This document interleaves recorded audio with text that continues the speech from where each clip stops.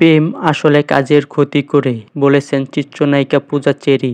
চলচ্চিত্রের পর এবার নতুন জগতের চিত্রনায়িকা পূজা চেরি নির্মাতা রায়হান রাফির আসন্ন ওয়েব সিরিজ ব্ল্যাক মানিতে কাজ করে এই প্রথম ওটিটিতে নাম লেখালেন চিত্রনায়িকা। তবে সিরিজটি মুক্তির আগেই পূজার ঝলকানির নজর কেড়েছেন দর্শকের। পূজার বাকি চমক দেখার অপেক্ষা মাত্র আর কয়েকদিনের। 2025 সালের 2 জানুয়ারি ওটিটি প্ল্যাটফর্ম 2025 সালের 2 জানুয়ারি ওটিটি প্ল্যাটফর্ম বঙ্গতে মুক্তি পাবে পূজা চেরি অভিনীত ওয়েব সিরিজ ব্ল্যাক মানি। সম্প্রতি সিরিজটির আইটেম গান প্রেমের দোকানদার মুক্তি পায়, আর তাতেই রীতিমতো শোরগোল পড়ে গেল দর্শকের মাঝে। প্রায় 4 মিনিটের গানটিতে আবেদনময়ী রূপে হাজির হয়েছেন পূজা চেরি। গানটি মুক্তির পর নেট মাধ্যমে পূজার পারফরম্যান্স প্রশংসিত হয়েছে। সম্প্রতি গণমাধ্যমে দেওয়া এক সাক্ষাৎকারে সিরিজটি প্রসঙ্গে কথা বলেন পূজা। জানিয়েছেন নিজের পরিকল্পনা নিয়েও।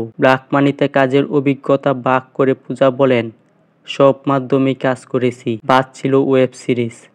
অনেক দিন ধরে প্রস্তাবও ছিল, তবে গল্প ও আনুষঙ্গিক বিষয় পছন্দ না হয় এতদিন আমি কাজ করতে পারিনি। তবে অনেক দিনের ইচ্ছা ও প্রস্তাব ছিল, তবে তাই বলেই কিন্তু গল্প ও আনুষঙ্গিক বিষয় পছন্দ হওয়ার কারণেই আজ কাজ করি। প্রেমের দোকানদার গান প্রসঙ্গে পূজা বলেন, গানটি দিয়ে ভালো সাড়া পেয়েছি।